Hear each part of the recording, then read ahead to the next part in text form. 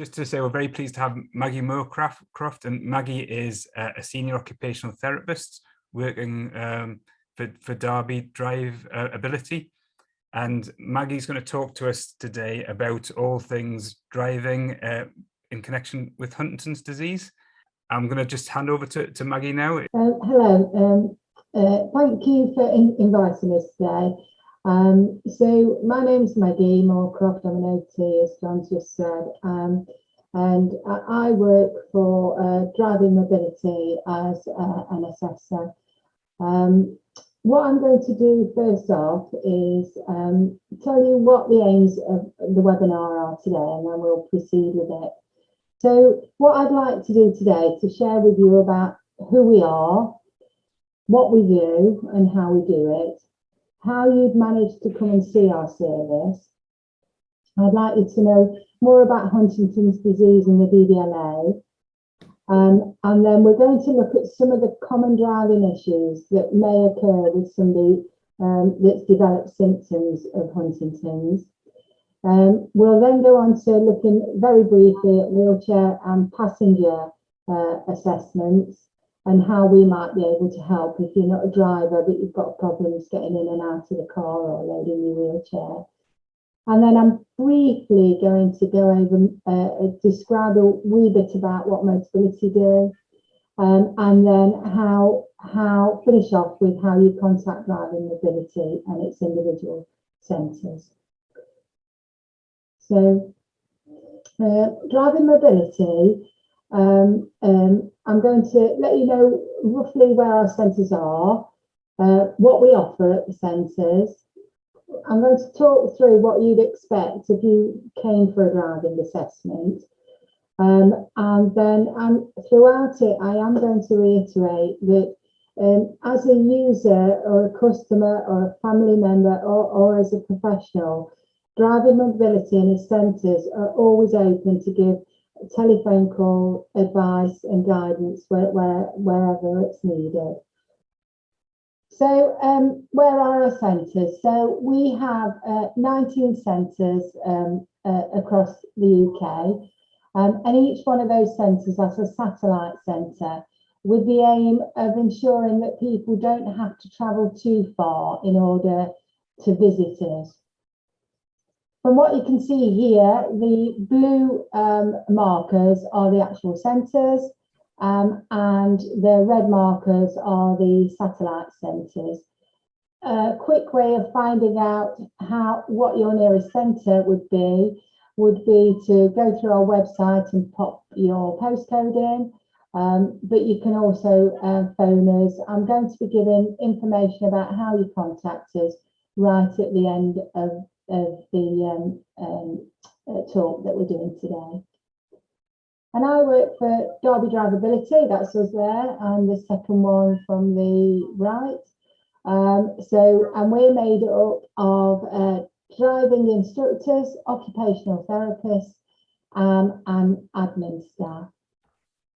So our centre in particular covers the East Midlands, so we cover Nottinghamshire, Derbyshire, Staffordshire, Lincolnshire, and we've got 2 outreach services. One's in Stoke and one is in Newark. So how would you get referred to our centre? Well, each centre has a slightly different process and cost. As Derby DrivAbility, we work under the umbrella of Driving Mobility.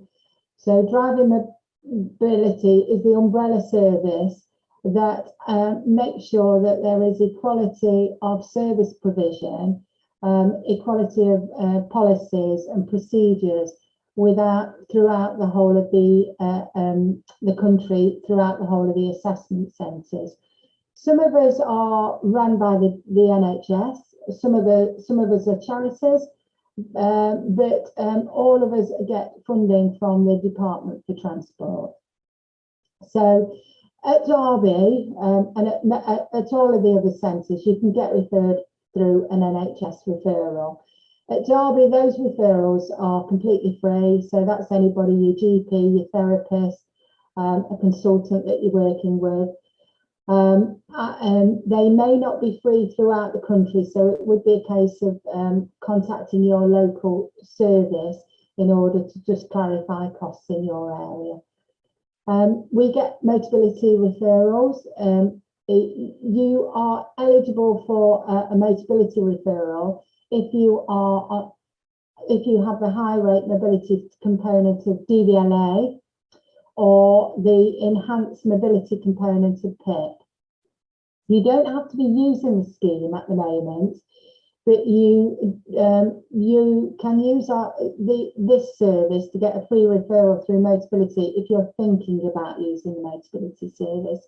And it doesn't mean that you have to use the Motability service following an assessment at our centre. We also do self-referrals. Ours are £60. Again, that's a variable cost throughout the country. Some have free self-referrals. I think the most expensive one is about £100.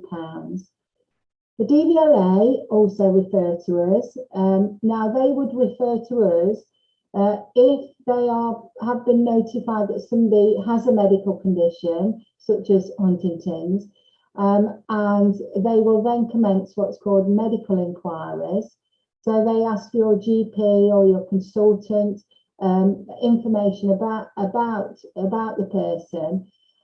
If the DVLA have concerns following gathering that clinical information, they can send the client to us to complete a driving assessment. And what they would do is they would contact us, send us a referral letter. They would contact the person that's having the assessment and get that person to contact us. We, as a centre, we also receive referrals from case managers, from solicitors and from employers, and those do incur special fees that you would have to clarify when you made the referral. Just to let you know that to be assessed with us on the road, so for us to take you out in the car, you must have a driving entitlement and meet medical standards. So that means that you've got to have a valid driving licence, well, you have to have valid entitlement to drive, and it also means that an example of meeting medical standards means that you have to be able to read a number plate at 20 metres with or without glasses. That's one of those examples. So what do we offer at our centres? So this is a range of some of the assessment types that we undertake. So obviously we do driving assessments. Some centres also offer motorcycle assessments, and they'll do light goods vehicle and public service vehicle assessments. We do non-driving assessments, and I'll talk to you about those and why you might want one of those. We do driver and passenger assessments, so for people that are struggling getting in and out of the car, or when they're travelling as a passenger or a driver, they're experiencing backache or discomfort, we would see them. We do wheelchair and scooter loading assessments. WAV assessments are what we call wheelchair accessible vehicle assessments. So that's where you travel in your wheelchair. We can do assessments for them. We also do driving tuition. We offer that. Not every centre does that, but quite a few of the centres does. So that may be useful if you're moving to adaptations or maybe converting from a manual to an automatic, and you need extended practice in order to become competent with those new adaptations. Also, if you need some level of upskilling, you may be able to come to us to undertake that tuition. And then the other ones that we do is we do an older driver scheme, improvement scheme. We see youngsters with physical and cognitive impairments for car seating. We can assess for powered wheelchairs and scooters. And some centres also do assessments for people that are travelling in aeroplanes that may need postural support. So that's the range of things that we offer at our centres. So what is an assessment?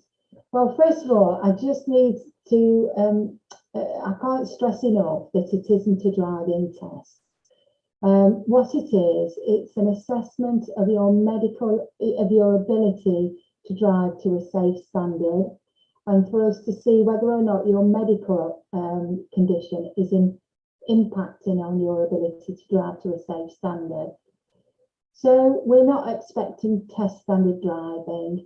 If you cross your hands while you're driving, we're really not worried about that sort of thing. And we don't do highway code tests either. So generally, the assessment will take between 2 and 3 hours, and it's made up of a number of components that I'm going to talk to you about in a moment. What we are trying to do is to try and provide an atmosphere and an environment whereby you can perform to your optimum level. And as I've said before, we're not expecting a perfect drive. We do know that when people are in the car they'll make errors. We're all human, we all make the odd mistake. What we are really looking out for is if there are a number of things that are happening during the drive, or if the same thing is happening again and again, even though we've advised you about this particular thing that's happening, and we've told you how to correct that. If that's happening, that's suggesting that it's not a driver error, but it's in relation to your medical condition that's making driving more difficult now than it might have done 1 or 2 years ago. So we try and provide an environment in where you can feel as relaxed as possible, as comfortable as possible, in order for you to perform to your best. And one of the things that we always do realise, especially with Huntingtons, because we do see people with Huntingtons on a regular basis, is that anxiety will raise, certain maybe involuntary movements, but we are aware of that. And it happens with other medical conditions like Parkinson's. We may get more tremor occurring just because people are feeling really nervous and really anxious. And often people come to us and they'll say, I've not slept for a week beforehand. So I just want to sort of share with you that we do appreciate those anxiety levels, and hopefully we try and provide an environment to manage it.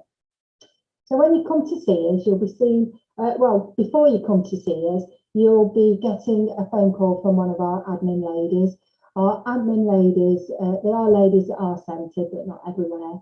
The admin teams throughout the country are very experienced personnel, and they will be contacting you to book the appointment. They'll talk you through a wee bit about what happens during the assessment. They'll send you out relevant documentation, and they will be able to answer questions. So if you do have any questions at that point, please ask, and they'll be able to help you. If they can't help you, they'll get somebody to phone you back that will be able to.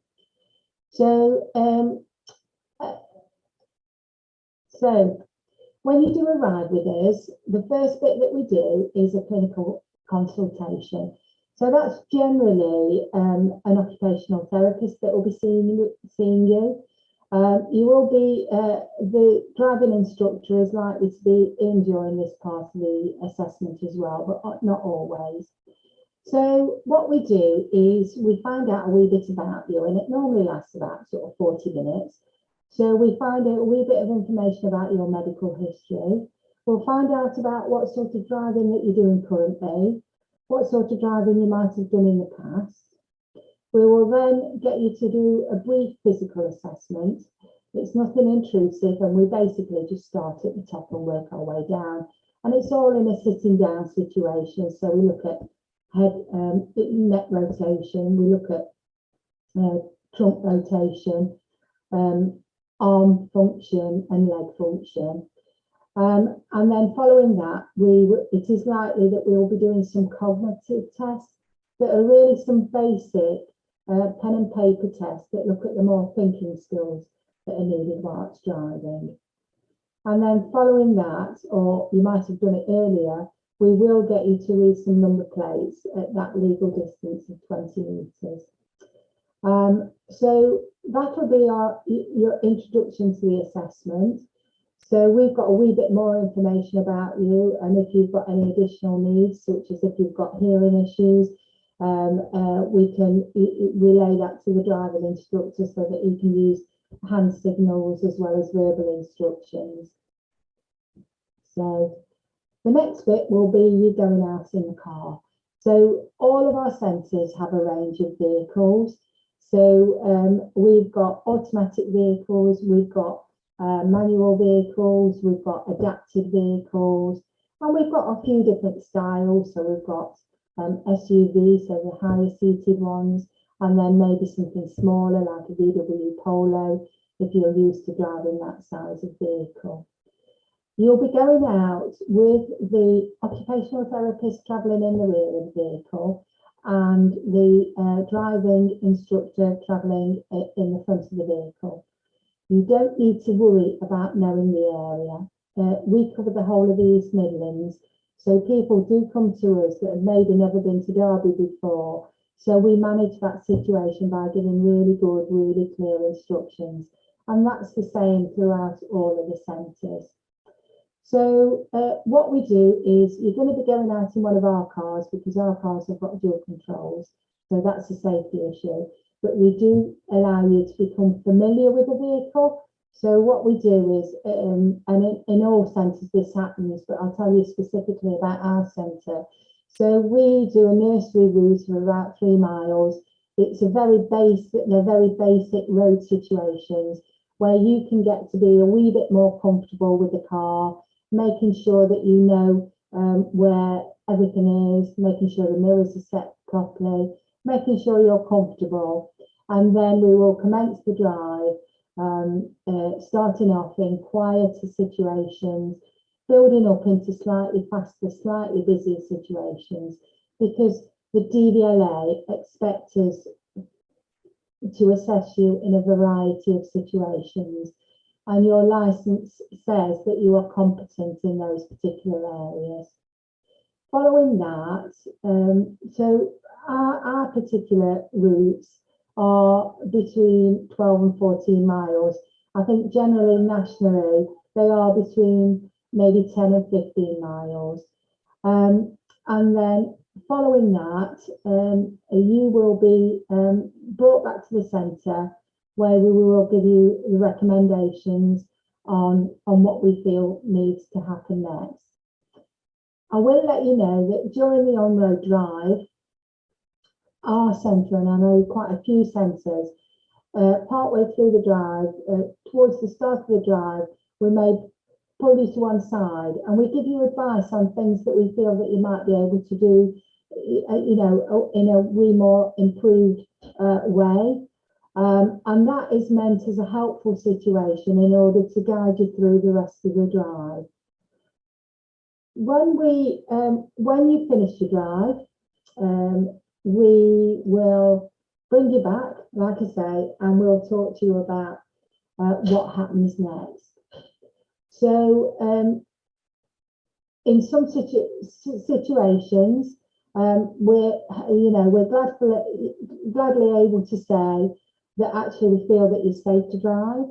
And if we feel that you are safe to drive, we will then tell you what your next steps are, in as much as we tell you what to do about the DVLA if it's needed, about your insurance, and if you need more help finding out a bit more about Motability, we'll discuss that with you. There are occasions where we see people that we feel that are unsafe at this present point in time, but we feel that actually with some tuition, that they may be able to reach a safe standard of driving. Again, if that's the case, we'll be able to guide you in the direction of where you get that tuition and whether or not you need to come back and see us. And then there are clients who, unfortunately, we do feel that are unsafe and that tuition is not going to be beneficial.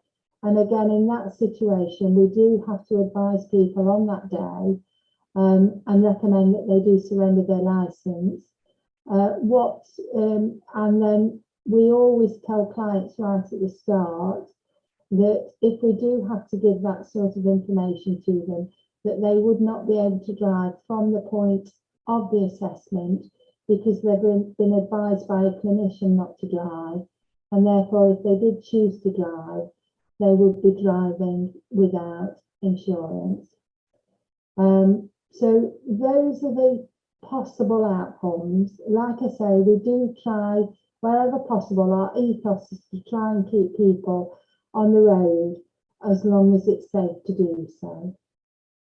Following your assessment, you will be sent a full report, quite a comprehensive report, and you'll normally get that within about 2 weeks of the driving assessment.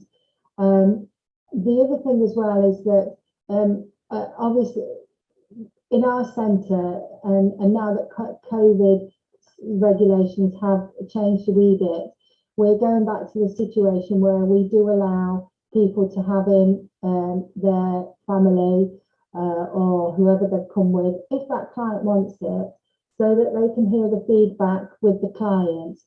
Because often by this point, the clients that we see are quite tired, and to retain all of that information is quite a lot at the end of the assessment. So our centre, and I know that other centres do allow people in with them at this point. So that's what to expect from our centres if you came for a driving assessment. The other thing that I did start off by saying is that we do non-driving assessments. So a non-driving assessment is used for people that either they don't have a licence, either because they've had their licence revoked or because they've never applied for a licence, and they want some form of supportive evidence in order for them to reapply for a licence. So if you came for a non-driving assessment at our centre, we would first of all do a clinical interview, as I've discussed with the driving assessment, the same as the driving assessment.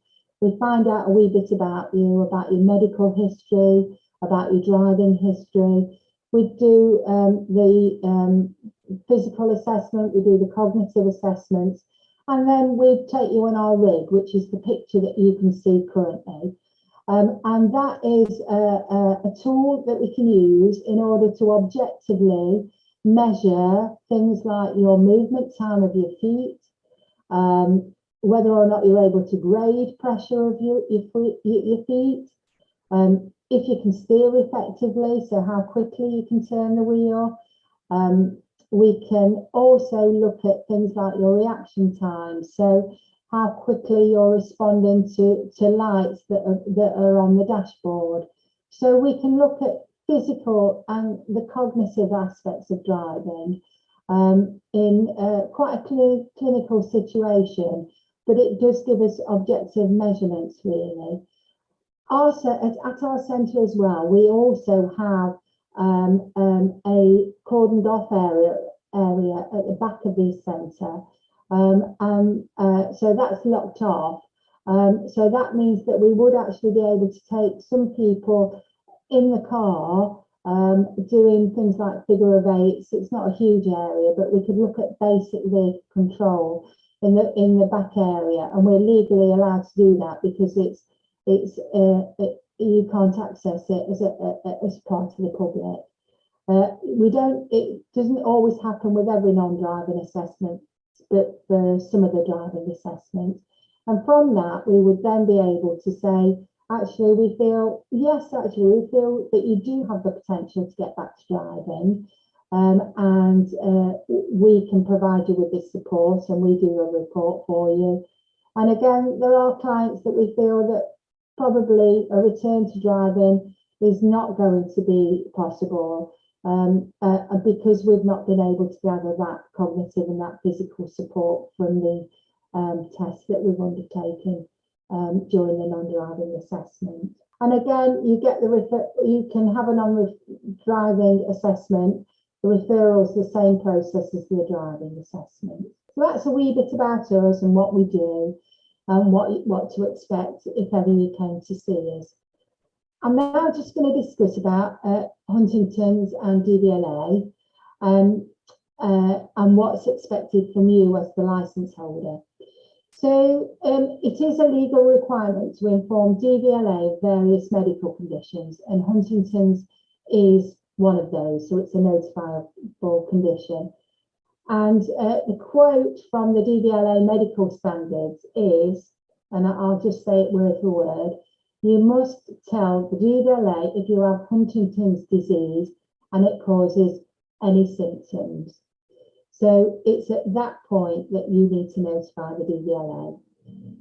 What will happen is that medical inquiries will be undertaken and your license can be retained and you can still drive whilst they are making those medical inquiries, provided that your driving performance is not impaired and you've not been advised against driving by a clinical practitioner.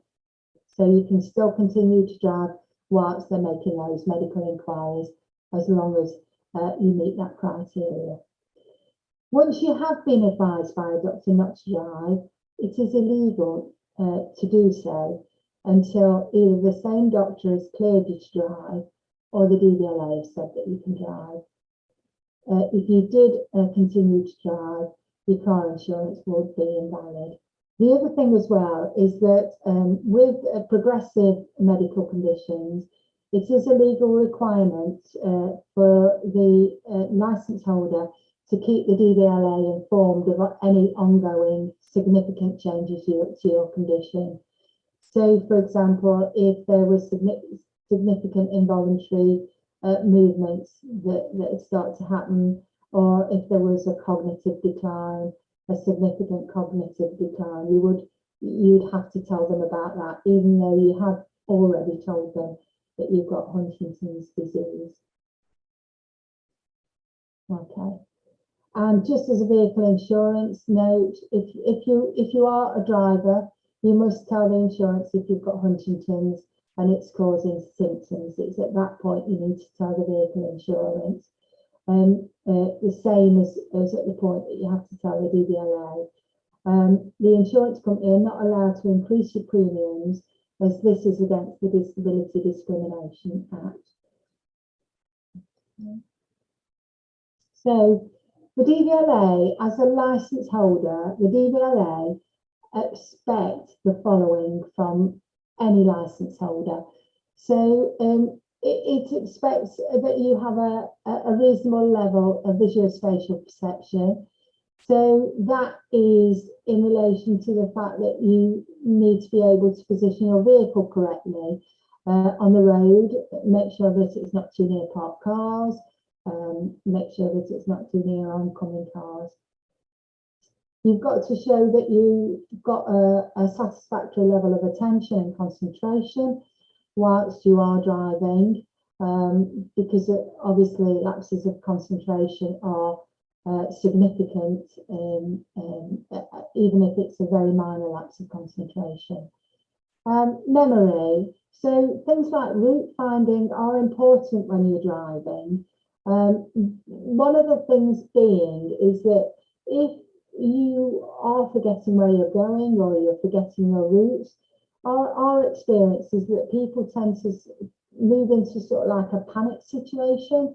So they start and react to, they may take they then start and make sort of poor judgments if they're not sure where they're going.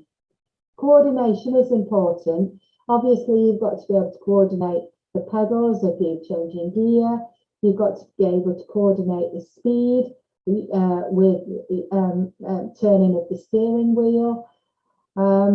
Insight and understanding, also that is important because you would need to, so for example, if you suffer from fatigue, you need to be able to understand that, and then if you're sort of driving on longer distances, for you to actually be able to, stop and take a rest during that time.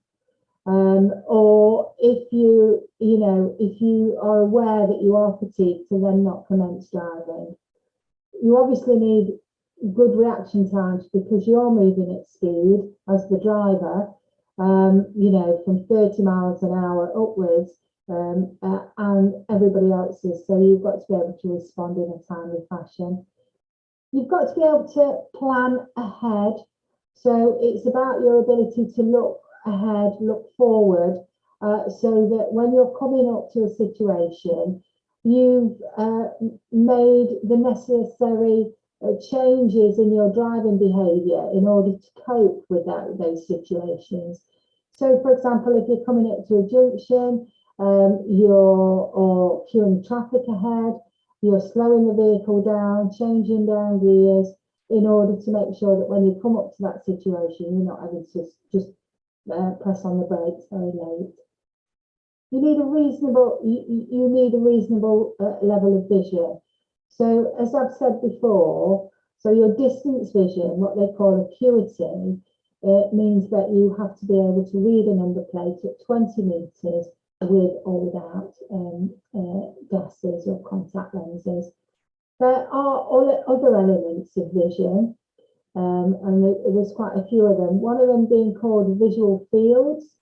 So as well as peripheral vision, that makes sure that you've got vision within certain areas of your scan. There is something called a visual fields test that can be done in places like Specsavers. You are not expected to have a visual fields test as a matter of course, and if you came to us, you wouldn't be getting a visual fields test. It tends to be in situations where people have got maybe a traumatic brain injury or a stroke, and they have to show that they still have reasonable visual fields. The other thing that impacts on vision, and that happens sometimes with age, sometimes with medical condition, is glare can impact on vision. And sometimes that can be quite significant, especially in low winter sun. Sensation is important. You need to be able to feel where the pedals are. You need to be able to feel how much you're pressing on those pedals. Muscle control, again, equally important, that you have a reasonable speed, smooth muscle control, so that you can turn the wheel effectively, straighten the wheel up effectively, that you can move your feet quickly and effectively and accurately between the pedals. Judgments, you need to be able to make reasonable, safe judgments throughout your drive. So that includes things like when you're coming up to a junction, you deciding whether or not it's safe to emerge onto that junction. When you're joining a roundabout, is it safe to join that roundabout? And the final ones are similar to the insight and understanding. So you do need the ability to self-monitor your situation. If it is a day where you're feeling fatigued, or a day where your symptoms are exacerbated for some reason, then that's a day where you take a rest, really. So those are the things that the DVLA is stating that drivers need to have. And what I'm going to do next is I'm going to discuss some of the common issues that we see, specifically in relation to Huntington's, the things that we see in a functional setting. And I'm going to start off with some of the things that we see that suggest that cognitive abilities are declining.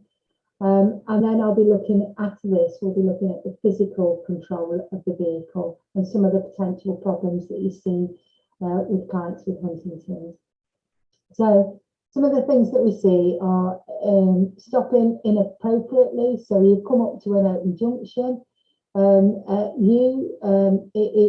the driver behind you can see that it's perfectly clear, but in order to give you time to make a decision or for you to process the information in order to make any decision, you come to a complete stop. So that's an example of stopping inappropriately. Another situation may be when you're not changing gears appropriately. So that might be a situation whereby you're selecting the wrong gear, or when you're forgetting to change gears. And that generally happens because there is a wee bit of what we call cognitive overload. So because you're having to do so many things at so fast a speed, so you might be having to observe, you might be having to turn the wheel, you're seeing what's behind you, what's in front of you. And what we generally see with that is that people will then forget to change gear because they're too busy on concentrating on what's around them and what they need to do. We sometimes see where there's an unsafe road position. So an example that we see with that is where it might be that somebody is struggling attending to what's happening on both sides of the road. So, for example, that might mean when they are driving down the road and they're concentrating on cars that are parked on the left-hand side, but they're failing to observe that they're allowing the vehicle to drift right and that there are oncoming cars. It might be that you're coming to a bend, quite a significant bend, and vision ahead is really, really blocked, and you're positioning your vehicle very central or even over towards the right, so that if there was an oncoming car, you wouldn't be able to see and to react to that oncoming car. Another thing that we see is people making unsafe merges onto traffic, into traffic. So joining a roundabout, joining a junction, and what they're doing is either they are pulling out into the path of an approaching car, or they are waiting and waiting and waiting until for a very, very clear space. Route finding is one of the earlier symptoms that we do see when we see that there may be a start to a cognitive decline, not just in Huntington's, but in other sort of neurological conditions. We tend to find that, like I say, especially on larger roundabouts where people are struggling to negotiate maybe a multi-lane roundabout. But even on very basic roundabouts, sometimes we're asking people to turn right, take the third exit on a very simple, almost like a crossroads, and people struggle really working out where they have to exit that roundabout. And the problem with that is that often people will then make a really rash and late decision to just come off. They may be in the wrong position on the road and just cut across lanes of traffic in order to do that. A poor ability to sustain and switch attention and to multitask. This driving is a very complex task. And as I've said right at the start or earlier on in the talk, you do need to keep a lot of balls up in the air at the same time. So as well as your vehicle control, so keeping the speed to a correct level, changing the gears, turning the steering wheel, knocking the indicators on, you do have to make sure that you keep in reasonable levels of observation and awareness of other traffic. And one of the things that we tend to find is if people are in more complex situations, what they'll do is just focus on where they're going ahead rather than, and won't be doing things like checking in their mirror before they're doing lane changes. A poor ability to respond to speed limits and road signs. And this sort of links into the next one about slowing down excessively to make sense of the situation. So for example, if somebody's driving along maybe a 70 mile an hour dual carriageway, to follow overhead signs You know, we have occasions where people just put their brakes on really, and slow down almost to a stop in order to give themselves time to read those signs and then choose the correct lane. And we often also see it where people are coming up to speed bumps and they see it at the very last minute and then brake, or even don't brake because they've not seen it. And the final one we've also discussed earlier about not looking ahead and planning. So that, how we see that in a functional setting is that what people do is we see them rushing up to a situation. So that might be in queuing traffic,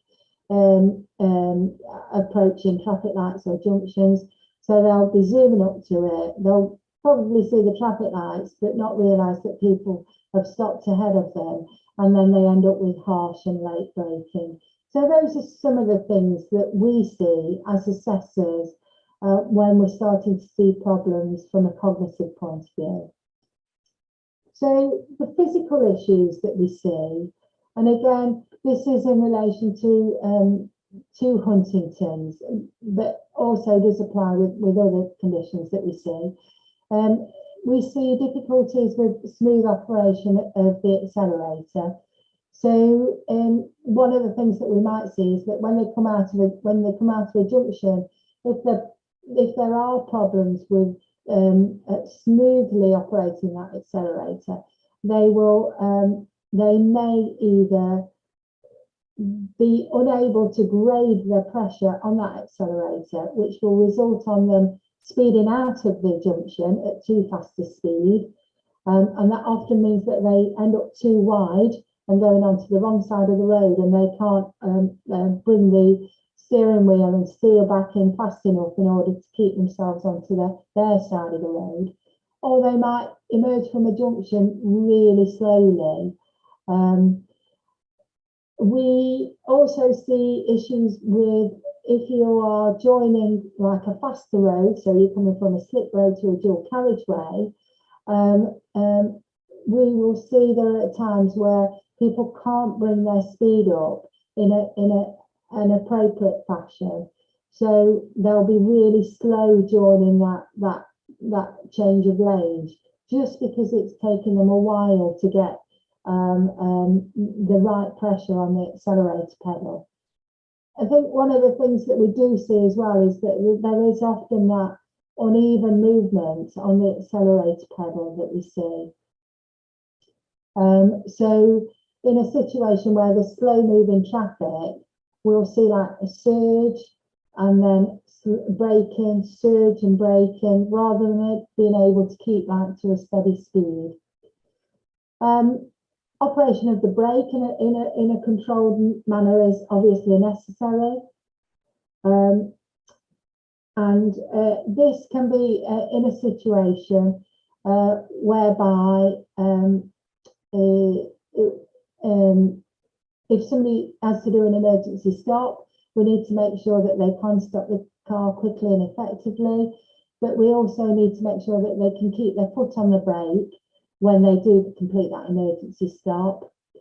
We need to make sure that people can slow in a reasonably smooth and controlled fashion. So when you are approaching like junctions, you are slowing in a steady manner rather than just putting your foot straight down on the brake and stopping inappropriately, which is obviously a problem for traffic that's following behind. And then the other thing that we do see is that where people are struggling coordinating both the accelerator and the clutch together in order to complete a hill start. And we do see issues with where people are struggling with that clutch coordination and people are stalling regularly. And that's particularly problematic if you are emerging onto junctions and you've not been able to control that clutch properly, and you've come out onto that junction and you're stalled. And that's obviously a safety issue if you've got 40 mile an hour traffic approaching from your right. And then one of the things that we can see at times is that because of involuntary movement, sometimes it's harder for people to coordinate turning that wheel so that they can,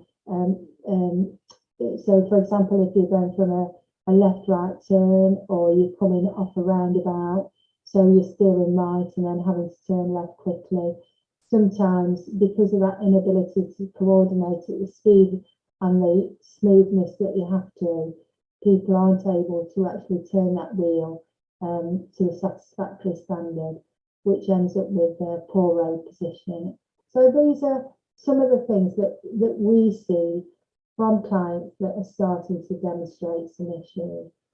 So for not all the clients that we see are drivers, to just make you aware of this. So some of our clients are travel as passengers, and we offer services. We can offer free information over the phone, but we can also do assessments where you can have a look at specialist equipment, such as the lady and the gentleman on the left. This is a seat that rotates out of the car and it raises and lowers, and that you know can help with people that are struggling getting themselves into and out of the car. The gentleman on the right is an example of what we call a person hoist. So that's for people that don't have the ability to stand and move maybe from a wheelchair to the seat. And we can use something like a hoist in order to transfer them from the wheelchair into maybe the front passenger seat. But that's an example of some of the equipment that we've got from a passenger point of view. We've got quite a huge range of it. What we do find is that it's really, and we've got quite a range of small pieces of equipment. What it's really helpful, because we do have situations where a family have rang us and they've seen things on the internet, or they've seen things in magazines, and they've spent lots of money trying things, but actually when they actually get to use it with their particular family member, it's just not helpful. So it's always useful to come and see us, and we can try and things, and your family member can try it, and we can give you advice about Motability and the like. So that's an example of some of the passenger assessments. And then, as I said earlier on, we can also discuss and show you, and you can have a try of a potential hoist to load wheelchairs or scooters into the back of the vehicle, or even onto the top of the vehicle. And you can have a go through of using it, because for a piece of equipment to work effectively, you've got to make sure that the person that's actually using the equipment can get to the back of the car to use it, that they've got the hand function to operate the hoist, to fit the hoist onto the wheelchair. All of these things that you can't see in a magazine and are best trying, you can come to us and see us. And again, you can get free referrals as before. Okay, so the final thing that I just wanted to just discuss briefly is about Motability. Motability is a scheme that enables you to get mobile by exchanging the mobility component of your allowance to either lease a new car. So that lease is for 3 years for a new car. If it's a wheelchair accessible vehicle, it's for 5 years. With the car, so basically you give up that allowance, you will get the car for 3 years. The insurance is included. You won't have to pay for tax.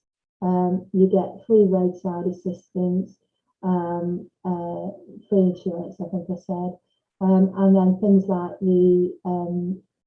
you'll get windscreen repair, you'll get tyre repairs, all included at the end of the day, it is quite worry-free motoring. All you have to do is put fuel in there. And this slide just tells you about when you'd be eligible for that. So for you to join the scheme, you have to have 12 months of either an enhanced rate of mobility component of what they now call PIP, personal independent payment, or the higher rate component of DLA, or war pensions or armed forces independence payment. If you just get attendance allowance, you can't lease a car through the Motability scheme. So that's a wee bit about Motability. The other thing about Motability is that there is a grants department that can help towards paying for vehicle down payments and also towards adaptations for the vehicle. To be eligible for a grant, it is means tested.